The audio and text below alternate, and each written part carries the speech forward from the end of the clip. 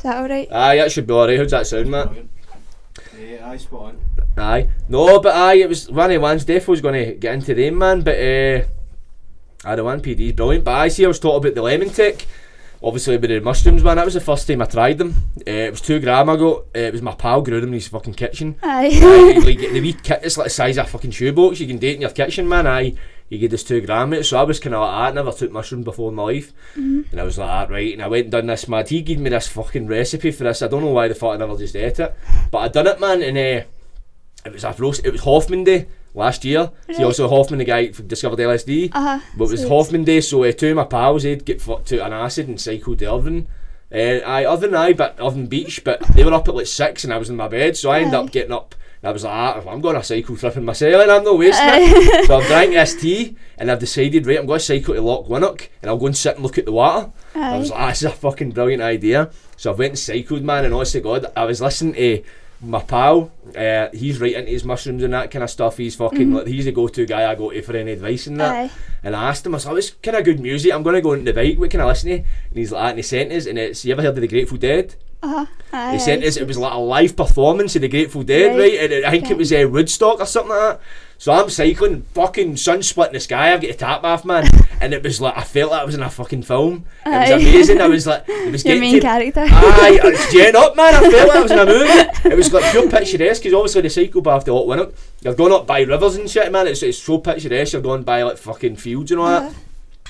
But I was listening to this music and it was like, it felt as if the band were playing for me. Like I was cycling up to top the hill, right, and it was like, it was kicking fuckers, I was like breathing, and then see if Mary was getting up the hill, the drums were getting faster. Then see when I got to the top, the drums stopped and every cunt started cheering. I was like, they're cheering for me. And then I was like, at one point I stopped to get a drink, so I was sweating. Then the band stopped playing. They're like, right, it's a really hot day, we're just going to take a water break. I'm like, what the fuck? Like, that's amazing. It's a sign. Exactly, man. So I was like, this is me on one. Then I kept going and I got a mile away from Loch Winnock and I got a flat tyre. Swear to God, I was there and I said I didn't have a puncture repair kit or nothing. I just jumped in the bike and cycled. I was like, shit, I was tripping, man. And it was like, I was like in the middle of a cycle, I wasn't near any like cut-offs to get out of me. I was like, right, where the fuck am I? So I had to head to somewhere, it wasn't Houston, it was some mad name like that. It was like a mile from Loch Winnock and it was like the nearest train station. I think it was like a mile from, it was a mile from Loch Winnock. So it just said it was a train station sign, so I was like, that took the cut off, and I was just cycling about fields, man. It was just fields everywhere, and I sat on the bike and rolled down, and there was this train station. It was like something at a fucking Emmerdale or something. This train station was just in the middle of fields and shit. Had to get a train back, tripping it man up, man. Fucking amazing, but when I changed it for the world, man. Honest to God, one of the fucking best experience of my life. Fair play to you for having the balls to. I know, man. See, to be honest, man, see, like, in retrospect, I was like, what a fucking stupid idea that. I was thinking to myself, I was like, see, with mushrooms compared to acid, if I was on acid and that happened, I would have fucking freaked out. I would have hung me, because it was like, felt like mushrooms, you've got a lot more control over that, because I was like, it felt as if I could have freaked out, but I was like, no. And then, but it was like, I had the flat tyre, man. It was one of the ones that was fucking, it was a dodgy one. I had to get a train to Paisley Gilmore Street and a train back to Cardonald, then walk my bike up the road. Then I get home and I put on, it was the Limmy homemade show. And it's like, I don't know what it is. See, Limmy was made to be watched tripping. It's like, see, you watch Limmy, I don't know if you like Limmy yourself. I love him. But see, when you watch him and you're kind of like being off a trip and you're coming down, you've got the giggles and that, it's like fucking, you get him. You're like, this cunt, he's a genius in that. He's fucking brilliant, man. But so what are you studying at uni then? Neuroscience. Neuroscience, so what was it you were doing before that? What were you into that? Marine biology. Oh, you've been doing that, what did you do that for? That's 4 year. 4 year? Aye. So what was your goals with that? You wanted to study shark's brain, didn't you? Aye, shark neuroscientist. Shark neuroscientist? It was octopus, quite like big like manta rays, whales. Really? What was it got you into that kind of stuff? What was it interested you? I've always been interested to David Attenborough, if you're typical marine biologist. Aye, David Attenborough's the man. Aye. So just watching Blue Planet and all that, and things like, just like anybody that was like a pure explorer type person, I was like, oh, I want to do that. And I always kind of thought that, like, oh, you need money behind you to do that. And then I kind of fell into it during uni, and no, you don't need, you need to get money off the government to do it, but you don't need to be free money kind of thing. Oh right, you don't need, because we're kind of lucky here with our education system. You can kind of, we're all right, we can go and study these things and no need to pay for it and that kind of stuff. Aye. But see, you were saying, you were telling us before that you were saying with octopus, they done a study with octopus and MDMA. What was the study again? I forget. Aye, so they were studying social behaviour, because they thought, well, when people are on MDMA, they get more social and stuff. Right. So, and octopuses generally are really asocial. They're quite aggressive, like, to each other. They're just no friendly at all. Don't like each other. Dicks. Aye, exactly. That's Dicks with legs. Aye. So they kind of made up this tank where, like, octopuses are quite, like, inquisitive, so they'll more likely to explore something new and patch another octopus if it's there. Mm-hmm. So they set up the tank and they tried it once without them being on MDMA, and it went straight for the wee, like, it was like a Star Wars toy, like, each time it just went straight for that, and they just patched it, and then they bathed them in a, like, Mandy bath basically, and then put them back in, and the octopus was pure trying to hug the other one and all that, like, proper, like, cuddling it, man. That's fucking mental in it, man. It just shows you it's like how can interlink. But you were saying it's like octopus have got 8 brains, are you? Is it 8 brains? 9. I think 9 it's brains. it's all through their 9 brains and 8 that. tentacles. Is it 8 tentacles? Aye. Fucking more So brains than they've got fucking feet. Exactly. That's crazy, man. But it just shows you, man. See, to be honest, but the amount of times I've took Mandy, it's been dynamite, and I've got 1 brain. Imagine them fucking 9 of the cunts, man. That's true. And a bath and all, man. Exactly. Big Mandy jacuzzi. But so obviously you're at uni. So long have you left your masters? Just to September. It's just a year course. Is it? So what's the plans when that finishes? I don't know, with Corona, because I kind of I'm not really wanting to just go straight into a pure career. Like, I want to do loads of things. Like, the next thing that was on my list was to go and be a dive instructor for a bit. Oh really? Aye. So I don't know where, if I'm, like, I'm not doing it here. I've dove here before, and it's like you can't even feel your horns or anything. Yeah, you'll end up losing, like, a foot or something. That's trying to do it here. And there's nothing to see either. It's pure murky, and it's like, compared to if you go, like, over Egypt or, like, Australia or that, and it's like a bath with hundreds of fish in it. Like. You jump in the water out here, you end up with an arse full of broken bones, man. I can attest to that, man. Have you heard of cold water therapy? Right, I've honest to God, man, I'm a pure preacher of that shit. My pal's just getting into that as well. He's really? Aye. Have you ever tried it? Just, like, I've used to, like, turn the water cold before I finish my shower, but that's as close as I've ever got to bonus, it. that's the way you break yourself. I'm one of the ones, I started doing the baths. The shower doesn't work in my house, so it's the baths I went with. I just started doing cold water because if there runs, I just like to see for to help with inflammation, that kind of thing. And then it got to a point I fucking started hating hot baths. I was feeling dead sluggish after them. And the cold bath, it was just like jumping in it and coming out. It was like a natural fucking coffee or something, man. Just felt pure refreshed. But I ended up getting up to Biologist fucking recently. And jumped in the water, and it was fucking freezing cold, and I went in with a set pair of flip-flops and jumped in, man. I don't know how it happened. At one point my flip-flop kicked off, but then I felt as if I kicked something, but I didn't. I felt a bit of pain, and that was it. Pulled it back on, I sat in the water, then I came back out, get dried and all that shit. But I was wearing, like, white trainers, so my pal gave us a shot of his trainers, so it was quite muddy because it had been raining at some point. And so by the time we get back to the motor, I've been changing my trainers. I saw blood in my sock. I pulled it off, and I had a big gash in my fucking toe. Must have stood in a bit of glass, get 5 stitches. It was a fucking Solian, man.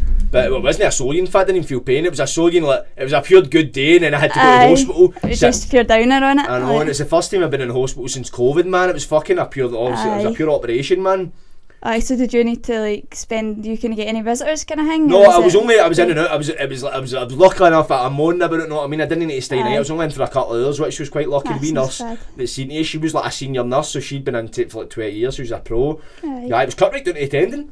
It was a badging, man. She was like, you fucking done yourself a mischief. I just said, I jumped in the water at Port Park, man. You've actually seen the looks of Again. I didn't actually went to battle, you know what I mean? But they're looking at us, they just fucking all looked at each other, man. The first fucking lost it. But see, obviously you're at university still, so it's a part of the Psychedelic Society you joined. Aye. So it's just starting up. So it's only the past 10 years it's all sort of making a comeback, the research into, like, psychedelic stuff. So we just sort of organised that to try and make a bit more awareness and, like, Get more also people talking about it. That's it, and needs a bit of activism as well, since it's still Definitely. Schedule 1. Because I ended up doing a bit of research. See David Nutt, when you tell us about him, looked into him. Oh my god, man! He's the man. Fucking cool.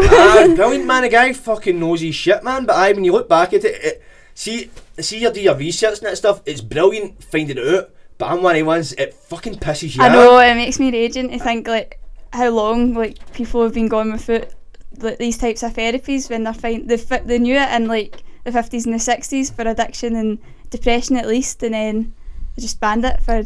I banned it because apparently it was done to the CIA because it was it would have stopped a lot of the youth joining the Vietnam War, because the rise of the kind of hippie movement was a lot of it was done to like acid, because a lot of saying like drop bombs, not acid and that kind of thing. But that kind of gets back to what I was saying before. Like, you obviously heard that conspiracy theory with Charles Manson and MK Ultra. Like MK Ultra, it's like the CIA used to use like LSD to experiment, to like mind control and that. And apparently Charles, they used to take people out of prisons and try to own them. And apparently Charles Manson was one of these subjects.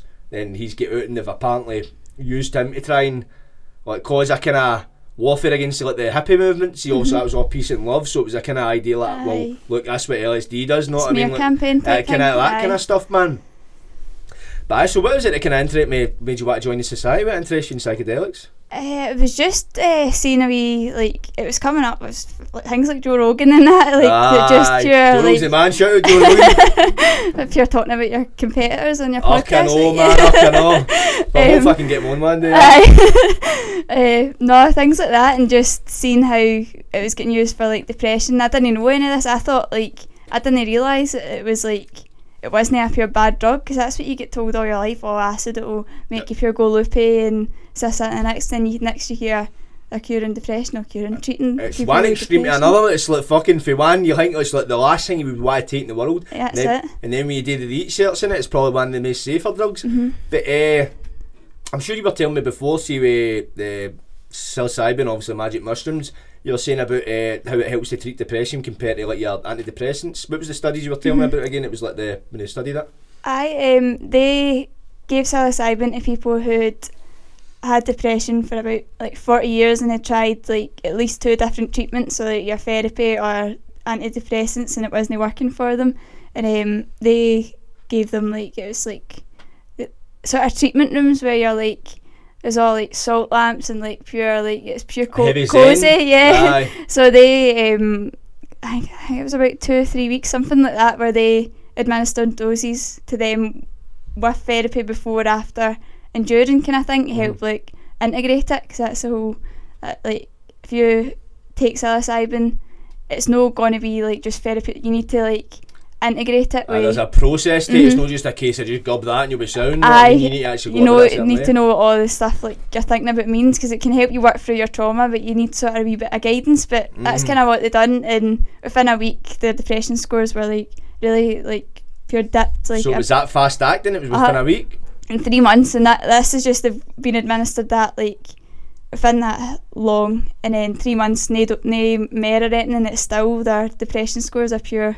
So what they done it like in a period of a week, and what was it after like 3 months? Had they still been continuing this kind of treatment of that? No, not so at all. Stopped the they treatment. They just got them back in and done the like depression sort of test. It's amazing. Pretty much cured it. That's crazy, man. Because you look at antidepressants, you know what I mean? A lot of people, they'll tell you not to take them, man, because you end up worse off in the long run, because it just suppresses it. But at one point you're going to want to come off it, and when you do, man, you're dealing with whatever the withdrawal for the antidepressants and whatever you were dealing with before then, man. That's how. Plus it's constant, like you're having to take that. Is it every day or twice a day? I think so. I know it's definitely like it's at least once a day anyway, but it might be more than that. Know what I mean? But it's like they hunt them out like fucking smarties. I know. It's just, and like, I think it's half the people with depression don't respond to it at all, like either. So it's like, so it's not as if it's a cure, know what I mean, exactly. Or it's an effective treatment, know what I mean. So see the studies. Do you know when they were conducted? Only I think that was 2016. It's only been the past like 5 years they've been been able to make a pure break in it, because they had no funding for it, and they weren't able, like, not even funding to do the studies, but to produce like psilocybin legally. Like, it's a legal substance, and like being Schedule 1, that part of that means that they're sorry, how do I say that? There's no like kind of medical like benefit for it. Yeah, exactly. So that's what the scheduling is saying. So like, you can't really like justify the research, but finally they've started getting, like, I think it's government funded now, like the studies, and everything's just been like pure breakthroughs. Like it's the kind of like cure they've been looking for all this time, man. But it's especially now because the depression's at an all-time high. Exactly. And I think a lot of it's down to like social media and that kind of thing. No, I mean, a lot of people are, and it's such a pandemic. You know, that's to say that it's the worst since World War II because of this. Like, people's mental health. It's crazy, man, and it's all down to like fucking. It is so like social media plays a big part in it. Definitely. I know, but it's trying to change people's perception of what it is, because see, when I tell people I might dose of that, they're like, fucking frying up with that, and they're like, you fucking sitting fucking sniffing gear, drinking berry, man, frying, not doing that. Aye. Know what I mean? But it's all, I think a lot of people, and see with the psychedelics, see with acid, like, you take it, it's just another drug you're taking, you freak out, but see, in controlled circumstances, it's a totally different experience. Know what I mean? But people don't realise that, but that's where the studies and the research needs to come into it. And it's like just educating people as well, harm reduction. That's like I think a big thing that we were going to see, because like people, although we're no advocating for people to go and take it like recreationally, which people are going to do it, so why shouldn't they know how to do it in a way that's not going to harm them as much? Exactly, because that's how you end up, even just with psilocybin, any drug whatsoever. Know what I mean? It's like people are, as we were saying before, like nobody takes, like, see, because you can make the argument, if legalising drugs, or what if your fucking Wayne comes in and he says, I want to take smack, like that. It's like, see, if he wanted to take smack, he would take it now. It's like people aren't taking smack because it's illegal, they're taking it because they don't want to turn into use the word junkie, you know what I mean? They don't want to end up that, because you're looking at, people look back 20 years ago when smack first hit the streets, you were seeing people, nobody knew what the kind of results it was, know what I mean? It was just the next new drug. If it came about nowadays, half of us would probably want it. That's it. Know what I mean? I'd probably fucking tried it, know what I mean? But now, you're kind of seeing, right, that's like, you fucking ruins your life, and the withdrawals, that's why people struggle so much to come off it, because the withdrawals are like, honestly, God, like fucking... it can kill you. I'm sure I've heard of people, you can get... It's really bad, man. Have you ever heard of Iboga? It says to you last time before, it's basically like... I was watching a guy done a documentary. It's like a Western African kind of psychedelic, and what people, they use it to treat addictions. And there was this guy, David G. Scott, he done like a documentary on it. I think he went down to London or somewhere like that, somewhere in England. And I don't think it was legit. I think it was some kind of, like, this guy he'd kind of set up. It's like, see, he'd set up. It was like a kind of, let's say what's it called again? What's the guy's name? A shaman, almost. A kind of shaman. A guy had it set up in his house, but it was obviously using it to treat addictions. It wasn't like recreational use, but I don't think it was legit or that. And this guy, I think he had like a methadone addiction for like 20 years, and he was trying to come off it. And he was going through hell with it. And he'd done the Iboga treatment, and I think it's like 36 hour fucking hallucination, man. But it's like you're going through hell, but he came out at the other side, and he's like, addiction's gone, my head's clear on that, man. Any sort of affinity for it, exactly, man. Imagine that it was legal, but looking at the amount of fucking the treatment you'd be able to get. That's it. And it doesn't make sense either, like, for it not to be, if you're going to like argue like, if the drugs were legal, then it would be a pure burden in the NHS, for example. It would lessen the burden, because how much mental health, like antidepressants, that's what you say, they hand them out like Smarties, like they wouldn't be doing that if people were getting actually to the root of their problems with stuff like that, you know. Exactly, because it goes deeper in it, man. It's like big pharma and all that shit, man. See the minute like, exactly, man. That's where the money is. It's all down to fucking the fucking green in it. At the end of the day, the green paper, man. It's a fucking lot of shit. It fucking angers you, man. But cause I remember, I was watching obviously that David Nutt, and he was talking about Bobby Kennedy. See, obviously John Kennedy's brother, the president. He was saying, he was like, fucking, it was like back in the 60s, and he was like, 6 months ago, LSD was like a revolutionary fucking treatment. Now you're telling me it's got no medical value, like what's changed? He knew it was up. Definitely, he's like that, and he could tell he was like that, and he was like saying, he's like I would accept if you can give me a straight answer, but I'm not assuming. He's like as you know, understanding the question. Something I don't know where he took the quote for, but you're like, even he's fucking asking the question, then the cunt gets blasted in it. So, but no, there's no point in any fucking elbows, man. So see the society. So obviously you were saying that's its goals is just kind of is to kind of get people kind of talking about it again. These days, is there any ways like you maybe do your own research or kind of stuff, or do studies? Is there any plans for that kind of stuff? I don't know, my pal's got, we can barely do research at all. Like, I'm doing like a literature review instead of working in a lab for my dissertation this year. I suppose you're limited even when you're fucking doing shit you're allowed to be doing kind of thing, know what I mean? I'm hoping to be, especially like this. I feel like it will open doors for maybe a lot of people, especially like, because we're just starting up and then we'll be away, but like there's people who join the society that's like doing like second year psychology, you know what I mean? Maybe by then, if they're like pushing that on the next few years, it will help them end up getting it. The people that's in the society now is like 10 years down the line, they're going to be probably maybe the leaders in some of these kind of fields, you know what I mean? Maybe if they work towards hopefully. it. Hopefully, man, fucking fingers crossed. But see, the society, how many people are in the society? Loads. It was like, I think it's at least 100 now. That like is it? Is that big, aye? Aye, people are so interested in it, like especially like for research, like it's pure hot topic, you know. Because it's all for the right reasons. It's not as if it's fucking right, we're all going into a house to get full of acid. It's like we're looking into it for medicinal purposes. But see the kind of people that are in the society, are they all for kind of, is it all kind of university students in particular fields, or is it people from all kind of walks of life? So far, we all started, it's everybody in there was like 4 of us in my neuroscience masters, and then most of the other people are kind of psychology, but it's no like, oh, you have to be, it's like open to kind of everybody at the uni, but you can also join as a member. I think so many, it's like, is it affiliate? I don't know if that's the right word, but basically public can join it as well. So I could join it if I wanted to. If you want. Brilliant, man. I'm right. Even so, with these days, do you have meetings and kind of stuff like that? Aye, and we've got a lot of guest speakers. I don't know if you've seen that video with David Nutt. We had him on as a guest speaker. I only just seen. I watched one of his podcasts, and I watched one. I think it was doing like a speech to. It was like, I think it was Swedish students. Right, probably be the same kind of thing. It was like one of it. It was tells in it. Person. I was going to say. So, how has this society been received by like your peers and that kind of stuff? It seems to be like, as soon as if I mention it to my pals, they'll be like, "Oh, psychedelics," as if it's like, "Oh, you're gonna go, I'll let you sit in a room and strip your clothes off and naked at your box." But then when you start explaining, it's like a lot of people don't realise, like especially that like the whole smear campaign. Like I didn't even know that till like a month ago either. Like, do you know what I mean? It's like sickening. It's no common knowledge. Like, no, at all. But when you start talking about it, people are like, "Oh, fair enough, that's good cause," you know what I mean, to be definitely, man. It's like, because we're talking about it now, it's quite a taboo subject, and plus and all, I'm sure you've had many people you've said to a psychedelic society and they're looking at you like, right, you're obviously fried and you're not. Like, no mate, I'm actually no one that's fried, you're the one that's fried, know what I mean?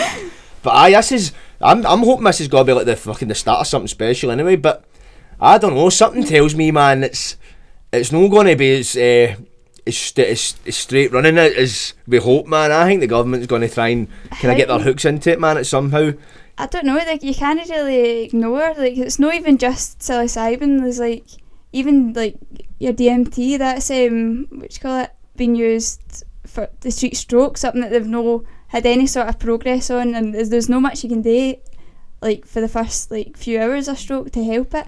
It's like, how can you deny somebody like something like that that's going to, I suppose, really, man, but it's see these kind of drugs, man, you take them, it creates its benefits, man. It realise when you take these, you're like, right, why the fuck was this illegal in the first place? Exactly. And then you start questioning like, right, it's maybe like acid, but see with mushies and like DMT, that comes from like a plant in the ground. It grows in the fucking same ground as tomatoes and shit. We've not gonna this one and gonna this one. Then we find out its benefits, like, right, whose idea was it to make this illegal? Because there are thousands of generations, like ancient Greeks used to fucking mix, I can't remember what it was.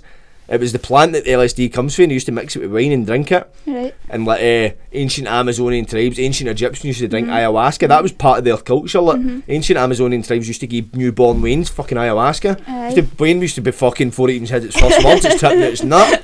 And obviously that worked for them. These people were dead spiritual people, know what I mean? If they fucking knew it, it was the fucking Amazonians and the Egyptians, know what I mean? Like they built the pyramids, know what I mean? That's it. People think it's the aliens, but maybe it was just ayahuasca. They were fucking clued up. And see, and you would think that, because see, I've took DMT, I've not drank ayahuasca, but the first time I took DMT, every time I've took it, I've had a pure message. It's like, and it's always benefited my life. I've never took it in twice. One time I've maybe had I've hit worse badgings on green, in gear than I ever have in DMT. DMT's like the least. And see, it was weird one time, it was a bit of a badging because it was my second time taking it.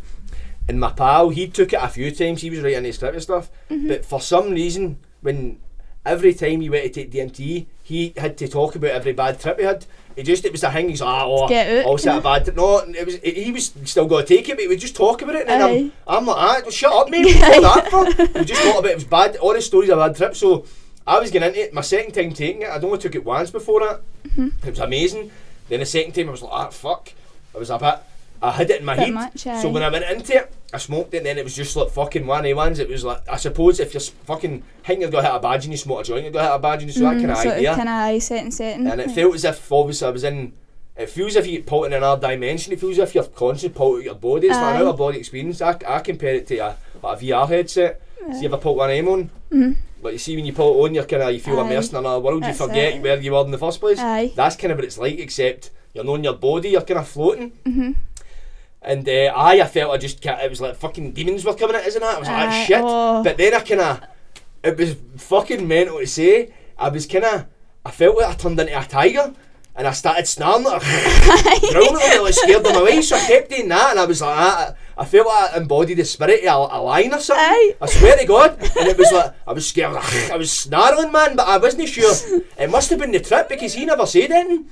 And then it was weird. Another thing as well, see when you're deep in the trip of DMT, it's like, see, sometimes it sounds as if somebody's doing this, right?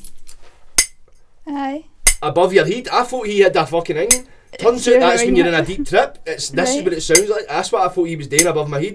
And it was just, that's part of the trip. And I managed to carry myself through it, man. It was fucking brand new, but and then I was just breathing. I kept breathing. It was like fucking, I was just filling myself with confidence. So I was like managing to like keep myself under control. And I just, every time I was thinking like fucking, right, stay strong. So you obviously just try to ride out it. I was breathing in, but I wasn't like, I wasn't consciously doing it. I wasn't consciously breathing, if that makes sense. So it was like, every time I just get a thought of like fucking, like see to kind of like reassure myself, I would breathe. And then now I've kind of I've got a mad thing called breathing is believing. I know it's a fucking thing, so I meditate like fuck now, and when I do, see if I'm ever stoned or anything and I feel as if I'm hitting a badge, I just control my breath, and heavy helps massively. But that is like the one time I've smoked DMT, I go, oh shit, I better put that in fucking, in case some cunt phones us, Viva Street phones us and want their money back. But hang me, fucking, see every other time I've smoked DMT, it's been fucking amazing. The word I would use, profound, man. The first experience I had with it, man, I felt as if I died and went to heaven. I didn't feel as if I was dead, but I felt as if you'd been through that. So I felt as if I was mentally free. I felt as if I've pulled in my body and see all the... An ego death. See, people say that, right? People always say ego death. I don't think I've had ego death, I don't know. But I don't know if that's just me just being... To a degree I have, I don't know.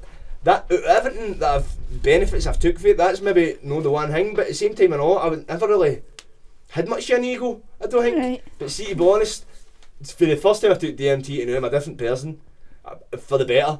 It's benefited my life so much, because like when I first took it, you feel you pull it out of your body and it's like, so that the human like, emotion, like stress, worry, like you might not be like for constantly worrying now, but there's still a wee hang in your head. You've got, right, I need to do this, you've got all this and that just gets stripped. And it just felt, it was fucking euphoric, man. It was like, I don't know about like yourself, but anyone's watching, take like the best line, the best ecce, the best stone, the best fucking chug you've ever had, take all of the feelings, combine them in the one, and you know you can get close to how you feel. It's just magical.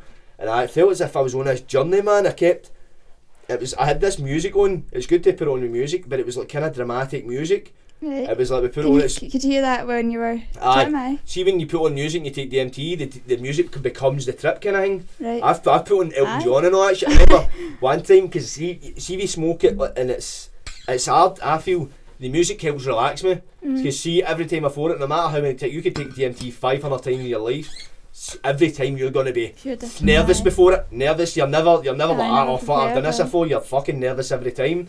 And it's, so see, try to go into that and smoke it with no music on, it's a bit, so see with the fucking, obviously that's you smoking, but no, like, it's like fuck, see when you put music on, it helps relax. Your Star Wars theme or something, is that well, I would say to somebody, put on your favourite song. The tune I put on was, one time I smoked it and I was just like, right, relax myself, and I put on REM, Losing My Religion. and it was That's- fucking, it was I profound. can Oh, imagine. like, it was like, I felt like a part of a tune, and see the bit in the tune that goes, that was just a dream. That was like kind of, that started, it slowed down, see, spread out, and it was like, I was just on this journey, and then it just went that, and it was like fucking as if I was on this like journey, then it kind of, it stopped for a second, as if I had to take it all in, then it came up, that was just a dream. It was fucking mental, man. But I was like, I came out it, well, this is fucking crazy. But every time I've took it, I've always had a message or some sort. The first time I took it, I was always full of self-doubt my full fucking life. And the first time I took it, I kept getting something saying to me, doubt is the devil, doubt is the devil. And I never knew fucking, it was one of the ones I kind of took it for what it was, and I was like, right. Then I've told this story before. I went to see my pal in Lerndale, and he was talking about God and stuff and all the rest of it, and he says that, and he's like, people are too full of doubt. He's like, and he looked, said, doubt is the devil. And that was when I never told anybody what this doubt is the devil shit. And I was like, that is a fucking weird phrase to use. I've never heard that in my life. I've never heard, apart from him and this DMT trip, I've never heard that used since or before. Mad. So it was like, fuck, might be something to this. And plus and all, I used to have pure bad OCD. I used to have to like touch a table 3 times and all that shit. And fucking, I'd need to do everything freeze and all that. See if I had like an hour, I would need to have one. I'd need to take that off the table so there's 3 fucking things in this table. Shit like that, man. I would do it, and it was like controlling my life. Like before I'd leave the house, I'd need to have everything in my room set up a certain way. Like, that see sounds if, exhausting. it was mentally exhausting. See if I was. It was a time in my life if I was going, like, if I was in the jail or that, and I was a bit stressed out, it was worse. So as it was taking air a bit, man. The first time I smoked DMT, I came out it and I was like, this OCD is a lot of shite. This isn't it. So I used to think, if I didn't do this, something bad's going to happen. I was like, that's a lot of shite. And to this day, I've never done it since. So it's literally cured me. And that was me. I couldn't tell you how long ago when this OCD started. It was that, I started when I was young. Pure ingrained in you, that kind so of thing. it was like part of my life, and it was like times I'd try and stop it before, and I'd be like that, and say something happened, I would associate it, that's because I've stopped this. I just dead fried with it. And to this day, I've still never that's fucking... amazing, honest to God, man, and that's something that's like, it's crazy that just for once, just the once, and it just shows, you know what I mean? But another time, a few times before, it's like, one of the last times I took it, I had a pure epiphany. And it's like, every time I take a message away from it, and it was saying to me, pursue your passions. Because I was at work, I was working on that, man, and I was fucking heads up my arse, I was just fed up and all that shit, I was having a shit day. And I was like, I just felt fucking down in the dumps, and I remembered that I was like, just one of the ones are just like, fucking, the world is just fucking shite and all that. And I was like, fuck, I've got a bit of DMT in the house, and I just remembered every time I've took it before, I've always come out it mentally refreshed. When you come out it a week after it, you feel amazing. I'm like, no what, fuck it, it's not going to make me feel worse, I'll try it. And I went home, because I messaged my pal, he's like my supervisor, and I messaged him, saying like, listen mate, I'm going to go on the sick, man, I'm back to about Friday now. And that was during the day, he hadn't seen it at that point. I went home, smoked the DMT, and I had this fucking epiphany, and it was saying, you need to pursue your passions or it'll be the death of you. That's it. I don't think that means like death physically, but maybe mentally, like it'd kill you to just be doing a like, pure monotonous shit. job And then or something. I came out the trip, man, and then he had messages back like, fuck's sake mate, you alright? And I was like, pure, I get a brand new up in the morning, he's like, what the fuck? I was like, mate, but I told him about DMT before, so I was like, he kinda knew. But every time, then another time, it's honest to God, man, it's like, I'm choking to try it again, I'm choking to smoke it again. I think I'm going to have a wee fucking sesh sometime soon, but I think the last time I took it, it was like, I think everybody gets that, you've got that image of yourself, you want to be like the perfect version of yourself, but there's obviously, and me personally, like there's things in your head, no, you couldn't be that because of this and that or that shit. See, when I smoked the DMT the last time, it was like, it showed me that person I could be and took away, see all that negative doubt about that I could do it, took it away and like, you can do it. And it was kind of so, it fills me with so much belief. See, if I say the amount of times and it's weird, man, see the longer you go through it, it's the opposite of addictive. The longer you go through it, the less you want to take it. But it's done with a dream, man. I would recommend it to any cunt to fucking try it. Honest God, it's crazy. But the psychedelics into medicine, how do you think you could incorporate it? I think it would just need to be like loads of treatment rooms, like kind of thing. I don't think they could just give somebody like prescription. Just go, right, go and pick up your magic mushrooms from fucking Mackie's the chemist or something like that. It would just need to be that, but even then it's like, well, if they started using things like they're quite interested in seeing, like, I don't think there's been much like research on DMT with depression yet, but it's still active, but that would be much better because, what's it, like 15 minutes, half an hour? It's see, for the minute you take it, it's 10 minutes of the intense trip, and then you can back out it and you're still a bit, the room feels massive. Then it's like 10 minutes of that, then 20 minutes after taking it, you're back to normal. It's as if you've never took it. Obviously you feel amazing, but there's no come down. I fucking took it and went to the gym and all that shit, went to my shop and all that, with a big fucking Cheshire cat in my face, man. Honest to God, I couldn't recommend it enough, but I wouldn't say if you're suffering with depression, go and take it. I don't really know. I just know it's been brilliant for me personally. I would recommend it, but everybody's different, know what I mean? So I'm not a doctor, I'm not a shaman, know what I mean? But I just see if anybody does get, because it's one of the drugs. It's like you think, because see, but the first time I went to take it, it was like my two pals took it and I shat out it and I was like, nah, fuck that. You need to this shit, and then I just ended up going like that. Like, it was another thing as well. It was fucking mental. It was like, I was always wondering, right, what's the meaning of life? How are we all on this planet kind of shit? I was like, all these questions. So I was like, I know what, I just go to mine. I was like, you know what, if I take it, it fries me, fuck it, I'm going for it. I need to, I'm at a point I'm okay. And then that's the mindset you kind of need to be in with these psychedelics. And I went and took it, and it felt like all the questions get answered. But at the same time, it opened up so many more questions. Because I felt as if, it sounded mental, that what I took for it was, imagine the mind, like consciousness is like imagine like a cocoon, see a caterpillar's in a cocoon. So imagine the mind's like a caterpillar, the body's the cocoon, so this is protecting the butterfly in the mind. So through life we pick up experiencing that, so that's kind of strengthening the butterfly's growing in that. And when we die, the butterfly is free. So that's your consciousness, your soul, that's free for the cocoon. That's when the butterfly kind of blossoms kind of. That's what I took for it, man. But it was fucking, I wasn't really into God or anything like that. I wouldn't say I'm not believing God that day, but it's made me believe in fucking spirituality for that first time, man. And defos, and then you look back to all these ancient cultures, see where like a lot of religions stem from, they were all taking like fucking ayahuasca and shit like that. You ever heard the story of Moses in the burning bush? That was meant to be the acacia tree. The acacia tree is like rich in DMT, and obviously he was meant to be, that was burning, and he was tripping at his box. And see, once you do feel like you're talking to some kind of higher power when you're on it. It's honest to God, man. I would recommend it if any cunt is watching this, man. Definitely give it a try at least once. It lasts 10-20 minutes. If you don't like it, ride it. DMT advert. I know, man. No defos, but see the thing is, man, it's like sponsored by. Oh, what? See if I can get sponsored by free DMT. Oh, what, man? It'd be fucking amazing. DMT and your DM fucking cups of tea, man. That'd be fucking brilliant, man. Remember last time we were speaking about, do you think the reason why it's not studied more is that people are scared to lose their jobs, like scientists and stuff like that, because they'll have a lot of, what's the word, you know what I'm talking about? Stigma. There's a lot of it's quite a risk to just put your name to being in psychedelic research. It's like all the years of fucking university and that kind of shit. You're putting your neck in the line, even just fucking saying psychedelics could be used for treatment.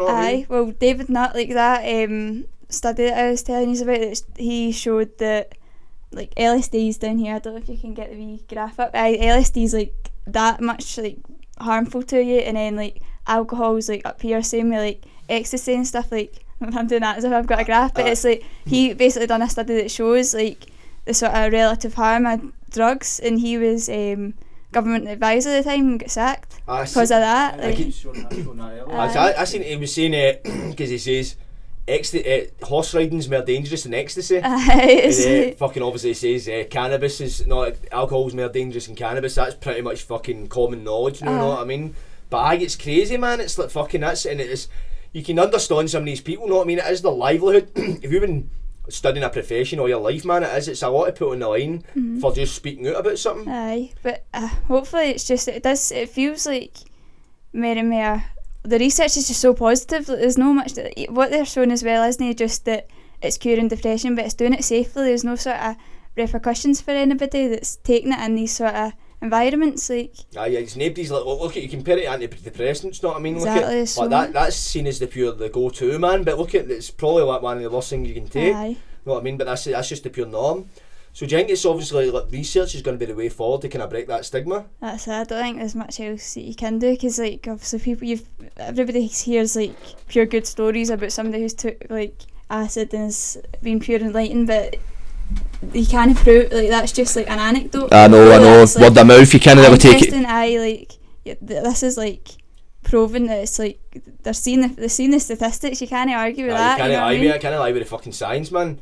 But so do you think at some point, obviously, do you think it might take, see if it kind of break that stigma and kind of lead, do you think it'll need to take for somebody that's kind of like pro psychedelic treatment to get, let's see, obviously he was a government advisor, somebody would need to get into one of their roles that would need to be kind of like pro psychedelic for this to kind of make an actual, get a bit of momentum kind of shift kind of thing. Maybe, well, even like the SNP are quite for like the whole like a decriminalisation. So I don't know, but then that's like that gets you into the pure independence debate that we've not got enough powers to like. It's a devolved power they need to ask the UK government, and they're just not having it, bastards. But if they did start if they sort of started doing stuff right, like Portugal started doing stuff right. Listen to me if you're like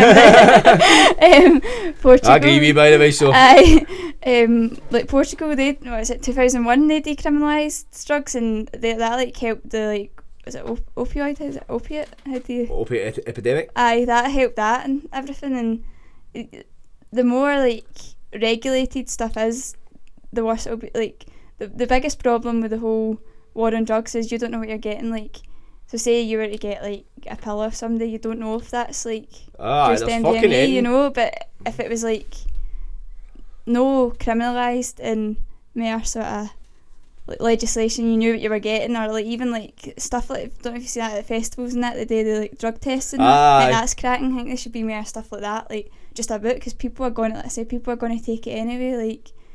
Like you're not stopping fuck all, because it's like, because you look at, because a lot of people make the argument, see like people took I know so and so took a ecstasy and died, this and that, but it's like these drugs were illegal when that happened, you know what I mean? So the illegality isn't stopping fuck all, as I seem to say, and it's like you're no stopping people are going to take it regardless, and the fact that you're saying it's illegal, a lot of people's making they want to take it just because it's illegal. People just want to break the law kind of thing, you know what I mean? But it's and plus as well, see obviously the shit you're getting, you know what I mean? They're getting obviously like gear now, gear's fucking no, it's not the same drug, fucking it's got fuck knows what in it. Fucking all sorts of chemical shit. It's got all sorts in it as it is. You know what I mean? But fucking obviously this pandemic going on. But what's with Eckies and that too? Fucking rat poison shit. That's what's terrifying. I remember somebody saying was smacking Eckies at one point, just a wee bit, see so cunts would get kind of hooked on them. I don't know if that was. Jesus man, that's grim. I think it was like some. See what it was? It was some Eckies that had wee brown dots in it. I think it was probably MDMA, but cunts, you know what cunts are like, smacking that. An urban legend. What? Is that real? The brown speckles and the pills, and people said it might be smacking it. I think it was an urban legend. I think it was MDMA because MDMA is brown and it would make more sense. Know what I mean? But how is it? I've took Eckies and gouged before. I've took Eckies and been out my nut jumping about, and I've took Eckies and been tripping. You know what I mean? It's different each time. See, to be honest, the majority I've probably no fucking. The amount of ecstasy or the MDMA that's been in that has probably been fucking very different. It would probably shock me to find out what's in it. And that's what's fucking their bodies up, man. It's not the drug itself, it's everything else that's put in with it. Or you don't know how much it gets. So if you get a pill, you don't know if that's like double the dose that you're supposed to get. That's just a pill, you know what I mean? Nobody's like, oh, that's like a 125 milligram. Like it's just. No fucking good drug dealers like that anyway, man. But because I had a pal, he said he got an acid and he was just going to microdose it. And I think he took like he halved it and quartered it, I think.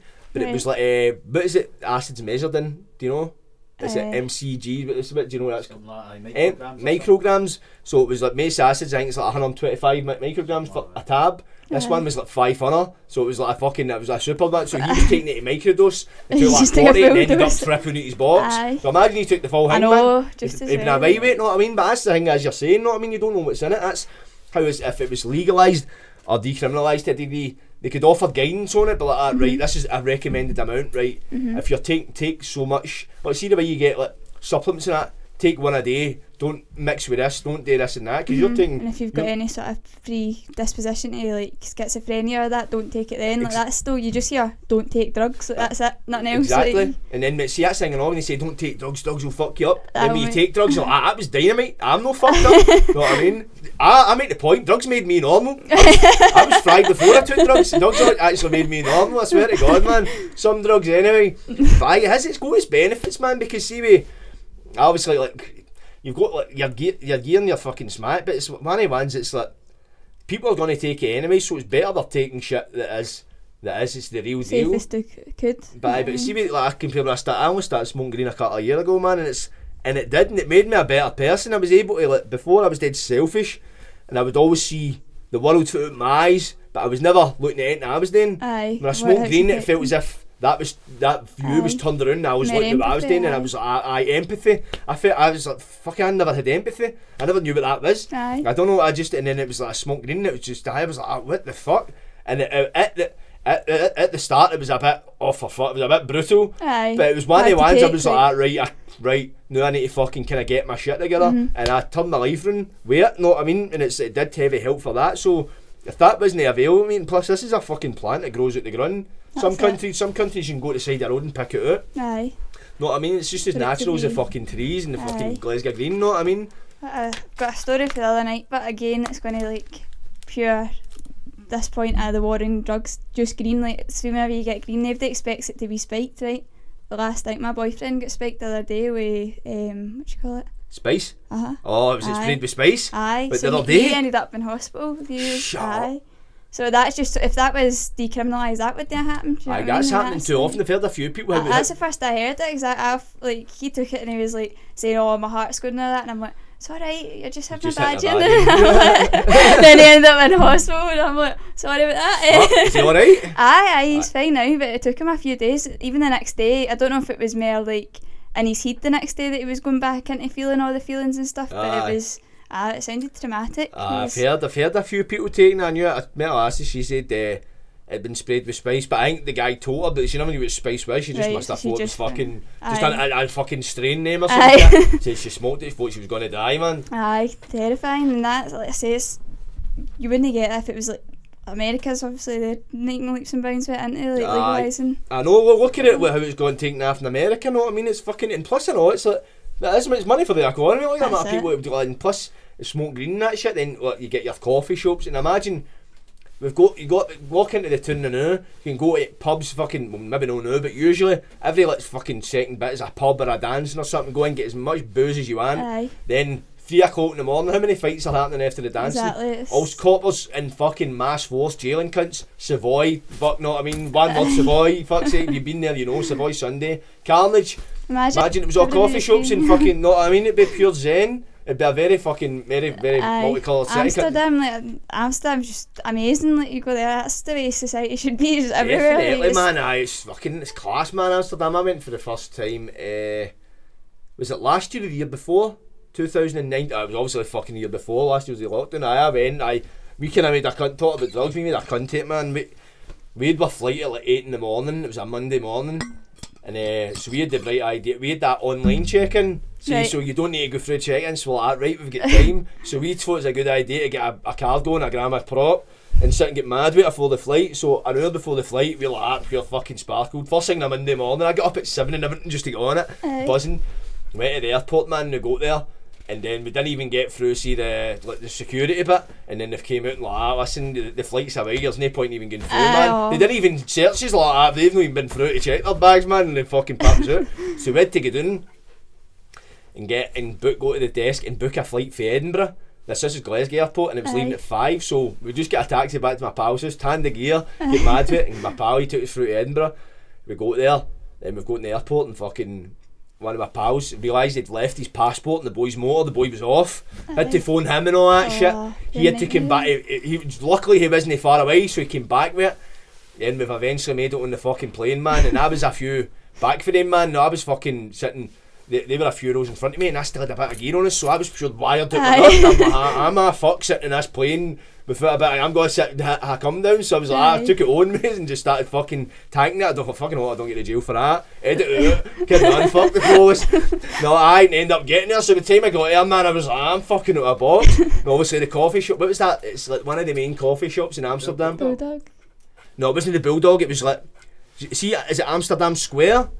It's like a big square, what is it, the fucking, it's like a coffee shop, it's not a bar or anything, it's like a coffee, it's like it 3 floors and it's packed with cunts. I've been in it, I don't know the name of it, I can't remember. Anyway, ended up in there, so obviously I've been sniffing gear all day and in there full of cunts, man, so I was like, oh, if this is jail, but it was class, man. Spent all my money in the fucking first night, but it was brilliant, man, it was so good, it was just a pure, see fucking walking about with with joints and shit and just smoking Aye, them just and do what normal, you want. like. The only thing that bummed us out, man, you couldn't drink in the street, which I thought was Aye, fucking that's weird. weird, isn't it? Like, well, it just goes to show that alcohol's the worst drug. Well, it does show in fact that's probably a better thing now, defos, man, but fucking aye. Fuck, I went down to, first time I realised, see when I went down to England, and obviously they've not got the law you can drink in the street, that was a fucking, that was amazing, I was in my element, man. Even Edinburgh, innit? Like, aye, in fact, Edinburgh, it's only I know. fucking Glasgow, man, fuck's sake. Saying that, fuck's sake, kids are getting pure done in left, right and centre, mate, don't blame me. Aye, first time I realised when I was in fucking England about with the bevy thing, I was in a pub, and it was in London somewhere, because I was on a show called The Sex Clinic on E4. Right, aye, I got an STD test in telly basically. Aye, it was amazing. And I was doing London for a night, and I went and met my pal, he was down there working. And I was in this pub, and it was like last orders and that shit, so I was like, alright, finishing up. And the bouncer's looked about, and he's putting down plastic cups. What the fuck's he doing? And like, you can drink outside, you just need to pour the glass one that was into that.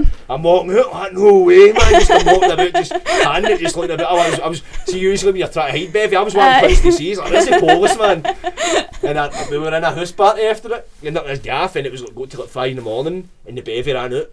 Like, no bevy left, and I'm like, I don't know if Dialaboo's a thing in here. Like, right, who's got to the shop? I'm like, what do you mean who's got to the shop? After 10 o'clock. 24-hour shop. Well, walked along to the shop, and then this is how ingrained it was. And as I grabbed it, was like a crate of red stripe I had, and I walked out, and I opened it, I went to open, man, and I was like, keep the edgy. I was like, I don't need to keep the edgy. And I was like, no way, man. I was like, this is fucking amazing. I was heavy in my element, but as I was saying, alcohol's bad, but know what I mean? So what is your kind of, so what do you think they could, can I ask you that about how you could make the, obviously on top of the war and drugs, how it's kind of fun to fuck, what do you think you could do to kind of make it work then? So is it treatment rooms are kind of the way to go, so obviously the research is the first and foremost? Aye, and just making sure that it's like, even although like it would sort of be like good to be more like for the public, that just like, the people that really need it, like these people are like, well, PTSD they're using, is it MDMA they're using for, PTSD, that's like notoriously hard to like treat people that are suffering for like years. We even had, I don't know if I'm allowed to say this, but we there was like a veteran that messaged the society asking like, what do you know how I can go and get treatment, and we just sort of like guided them to the trials that they're doing. But it was like that is like, do you know what I mean? I don't know what age he was, but you suffer with that, and it can be fatal. Because apparently, because I was seeing that, obviously listening to that David Nutt earlier on, and was saying more soldiers died returning for the Iraq and Afghanistan war by suicide for PTSD than they died in conflict. That's a fucking crazy number when you think about that. You know what I mean? And it's like, and that's the kind of shit that should be pushing like the government and your kind of powers that be, but like, right, let's kind of research this. Because I heard MDMA isn't dangerous. Isn't it illegal because it's dangerous? It's dangerous because it's illegal. So obviously all the shit that's in it and all the shit's mixed through it. So you don't know what you're getting. But I think that's only like a class C drug, is it no? As well. Don't know, is it? Is MDMA a class C or B drug? I thought it was at least B. Was it B? So I knew it wasn't a class, because I thought. I don't think it's class A, but. I also assumed it was a class A, man. But it was a shock to hear because it wasn't fucking very high up. But it's obviously all the shit that's in it, and plus as well, see when MDMA. There's a class A. Is a class A, is it? Aye, fucking hell, man. Bastards. It must be in America, it must be.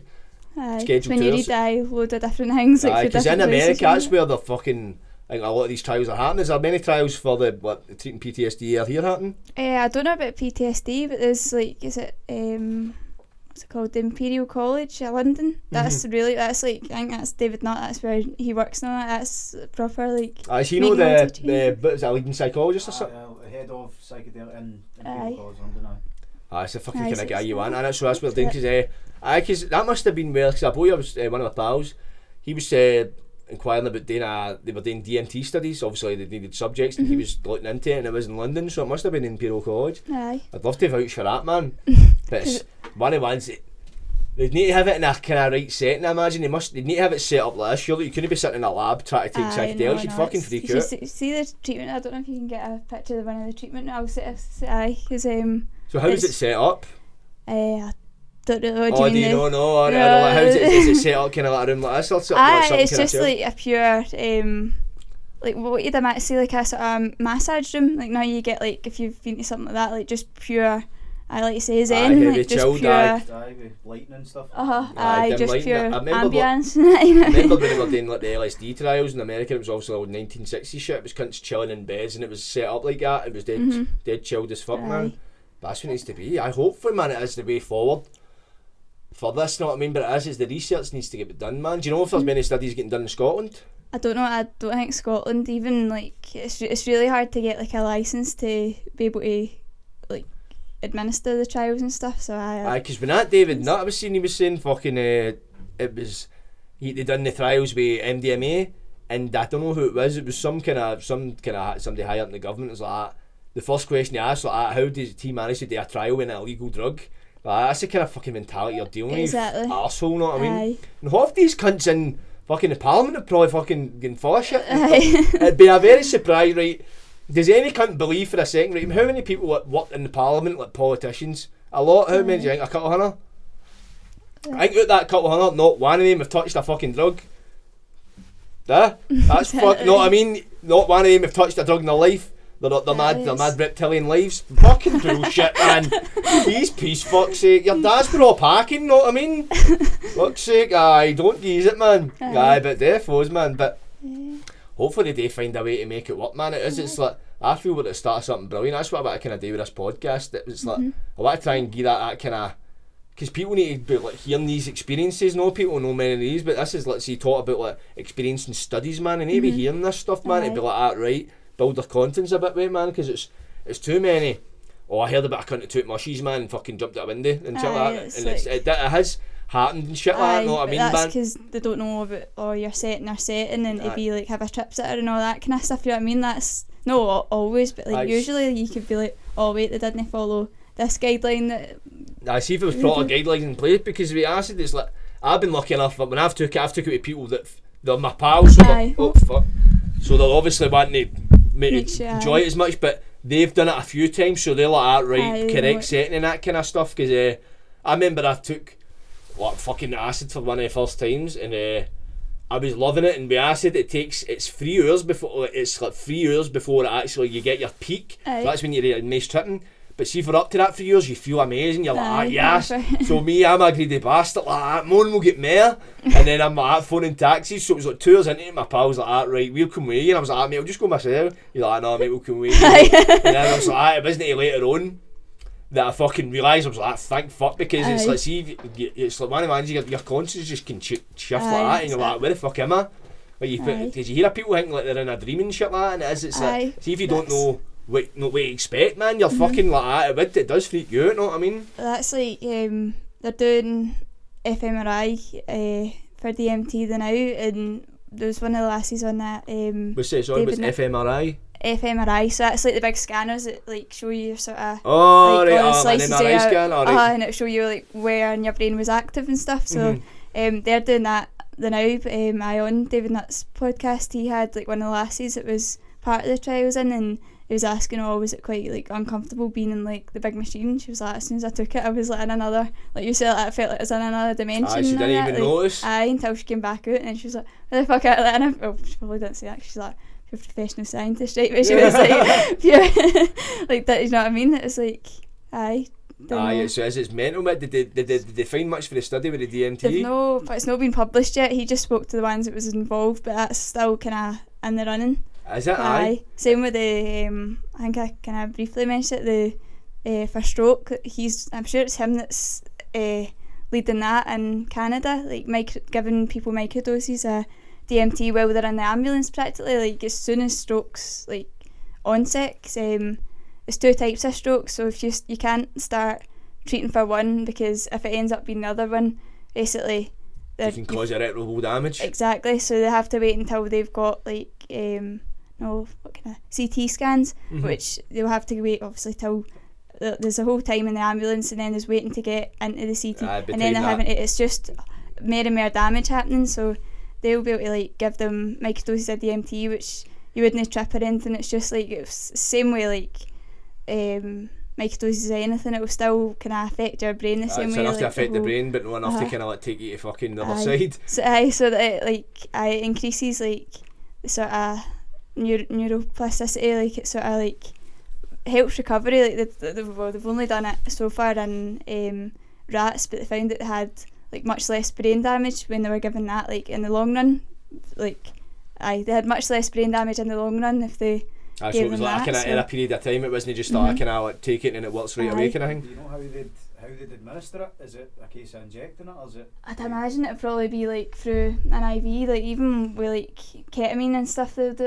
Actually, even psilocybin. I'm not sure if they. Nah, I think that's what they did. They did for an IV, didn't they? I think that's the most safest way. I would think that, no, I mean, 'cause it helps with cross contamination as well. Because I imagine it's like, and plus as well, see mushrooms as well, they need to be kept in a kind of certain kind of setting, man, because they lose their potency.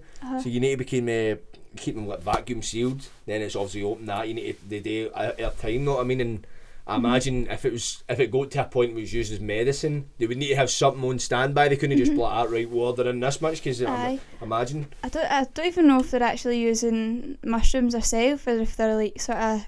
I don't know if they can artificially make psilocybin. Or they like making it like kind of synthetic. I've seen that somewhere, but I might be wrong. But I don't know. Imagine they could, man. They could fucking make everything else, couldn't they? It should be. They should be able to do that, man. But see what you're saying about the DMT with the stroke victims in Canada. Is that when are they got any idea when they might start rolling that out, or is it when they start I think trialing they're just it's just in the processing out. It was just like on the news and that a couple of last week I think it was. So it's pretty recent then. I've written the news quite recent, mate. Like it's no anytime you talk about a like psychedelic study, it's the past 10 years if that, and it's usually like a week or a month ago it's came out. It's pure fresh stuff. Because it's before that is what a lot of them had to deal with, and all was censorship as well. That's it. Because a lot of them, because as well, is like, see me personally, now I've tried psychedelics, smoke green and that, see alcohol's probably one of the last things I like to take. It's good to have a couple of beers with like a wee half an acid or something, that kind of thing, but it's I'm one of the ones that's like, right, I enjoy alcohol's my kind of last thing to go to, know what I mean, because it fucks us up next day, I feel shite, and it's a depressant. That's it. People forget it's a depressant, know what I mean? But it's like so socially accepted, man, they're just used to it. But I think that's what the money it's going to cost all these big industries like your tobacco, your pharma industry. That's the thing. That's what that'll be why it's still not a big thing. That's why I'm pure like But the thing is, the studies. That's why we're living in this golden age. I think the reason why all these studies are coming out as well. We've got the internet. Before we never had that. We just had the government, the telly, and it's pretty much the fucking same fucking animal. Know what I mean? It's just whatever that tells you is gospel. Now we've got the internet. It's like, because that was where I first heard of CBD. You ever try CBD? No. You ever looked into the kind of studies with that? No, but do you know, I thought the whole time that was just an eckie dipped in acid, and I just seen it was a completely different. Oh, that's chemical. a CB2. Right. For fuck's sake, man. Get that out. Completely different thing, man. Fuck's sake. No, that's just me being stupid. Nah, CBD, you take a CB2, you end up in a fucking cartoon, man. The oil kind of thing. No, CB2 is like a wee. Well, saying I had a CB2 before, and it was like it was like see the wee things you get, and it's like a bit of pastry, and it's got like meat in it, and it's got a wee thing we tied when you eat it. That's when it was wrapped in, man. It was like a powder, man. It was like, what the fuck is this? But it was class, man. But I felt it wasn't a fucking cartoon. But I know CBD. That's obviously it's like derived from a cannabis plant, but it's no psychoactive. And Matt, he got a test this. He got his dad, man, and his dad dementia. He was quite far gone. And his dad got his Matt to start getting his dad, and within a few weeks, it completely reversed the dementia. The difference is massive. That's an area of research I'm pure interested in, is dementia. Like I work in an old folks home, that's half of why I get I'm into neuroscience, because dementia is just, it's soul destroying, seeing people just, you know what I mean, like I should that. look into CBD, honestly, it's the benefits. I've not heard of that for that, But brilliant. I'll tell you about that after, because I didn't in case I missed it. I know, because I always watched. I was always dead sceptical. I used to see on Facebook like it was like it'd be a guy like my uncle or something. He's taking a seizure. Then they go and give me CBD. Then within 5 minutes he's brand new. And I'd be like, right, it's a video on Facebook. Don't know what to believe with that. Then obviously I heard that story, and now they're doing the studies, and you're realising there is honest truth to it, man. Then you're like, right, where the fuck seizures have been about for a long time? Where's this? This has been about for a long time, but why is it not being used for a long time? And that's when you start to realise, man, you're like, who the fuck made this shit illegal? See, the stories that are mad is like mums that are buying it for their kids that are having seizures, and then they get caught buying it, or they get caught using it, and they get jailed, or they get I know what you're talking about now. There's people that they have to take their wains over to, where is it, Poland or something? Like they have to, if they do it in this country, basically they'll get charged, and it's illegal to give their weighing this treatment for a fucking something that's actually helping them because it's illegal. Do you know what I mean? Oh, for fuck's sake, man. Fucking bastards, I Fuck's sake. So what's the deal with it in Poland? What is it they do there? What's the difference? I don't know much about you don't know much about the study, can you? I don't even know what the drug was to 5 minutes ago. See, to be honest, you can buy it in Holland and Barrett. Aye, So it's like, it's but Holland and Barrett, man's shite. You would go... I'll tell you, I'm not going to give them a promotion, man, because we try to get them to sponsor us. They only have it, so there's a company that does it, and you get them on Instagram. Named, I named them last time, but asked them if they wanted to sponsor us, and they said no, so I'm not giving them any more free business for them. But I'm all giving them business, but if you do, but they do CBD oil, and it's quite good, man. And see if you're the first time you ever got it, you just messed them, they eat for half price. So you get it quite cheap, man. But there's different strengths and that kind of thing, man. But it's really good for anxiety and kind of stuff like that, man. And it helps with, I don't know if you like go to the gym or that or run, but it helps with inflammation. Right. And a lot, it's got so many benefits, man. But the oil's the way forward, man. It's fucking brilliant. Right. But anything else you want to promote or that? Anything else you want to kind of talk about or discuss? No, just Psychedelic Society if anybody's interested. Psychedelic. Have you got a Facebook or Instagram or anything like that? Mostly use Twitter and Instagram. So. Oh really? We'll get your wee labels up and pop up and that. So see the society. What have they been doing right now? See, have you having to do Zoom calls? Are you able to meet up or anything like that? So just Zoom calls and mostly organising speakers. We're in close contact with the Glasgow Guardian as well. We've had a few articles. Oh really? Have they been positive or what? They're quite like it's only talking about the clinical stuff. It's just it's Carmen that's writing it all for them. They just kind of let her. She's got a few articles, and then we got the BBC contacted us to talk about it as well. So it's kind of. Oh really? That's what's taking off. That's quite a good thing, man. Usually. You find with some stuff like you think it would be some kind of negativity to start off with, because it's obviously the clinical side, and plus for the fact some of these are studying neuroscience, psychology and that, it's not as if it's a cut of fucking nutters for the back end of fucking Milton that was just full of acid and that's not the start of society, man. You're sitting there not wearing fur coats and shit with granny's fucking hats. But it's definitely the way forward. You're doing the right thing. I'd love to see what you should bring in the future anyway, but I genuinely think it's the start of a great thing. But on that note, that's premeditated part of this is Lisa Morrison. Thank you for coming, Lisa. I know, but I was going to bump you, man, but it's because we're in camera, man. We'll wash our hands after it, don't worry, don't go sticking us in, man. I don't want to fine. You don't get paid anyway. Adios.